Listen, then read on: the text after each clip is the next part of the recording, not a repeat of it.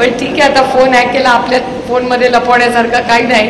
पण फक्त माझ्या नवऱ्याला काही चुकीचे मेसेज पाठवू नका एवढीच त्या हॅकरला विनंती आहे. कारण म्हणजे मला आश्चर्य वाटतंय की हा फोन हॅक कसा झाला आणि कोणी केला, कशासाठी केला. आता SP शी बोलले मी, आता यंत्रणा सुरू झाली आहे. कोणी केला माहिती नाही, यंत्रणा कोणाची असते माहिती नाही. जरूर त्यांनी आपल्या फोनवरनं ऐकावं, सगळं माहिती काढावी. आपल्याला काही प्रॉब्लेम नाही आहे. विचारलं असतं तर अशीच माहिती देऊन टाकली असती, फोनच दिला असता, घ्या काय करायचं आहे ते. आणि मला सगळं ते घेऊन जायची सवय झाली आहे.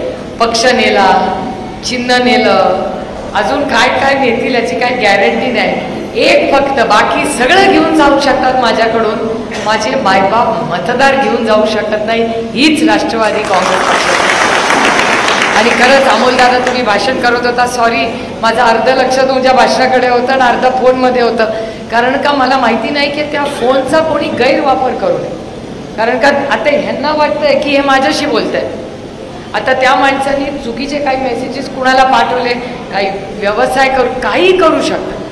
म्हणजे ती व्यक्ती जयंतरावांशी बोलते, ह्यांचे म्हणजे सगळ्यांशीच बोलते ती. आता आणि कुणाला काय काय माझ्या मोबाईलवरनं मेसेज पाठवले हे माहिती नाही.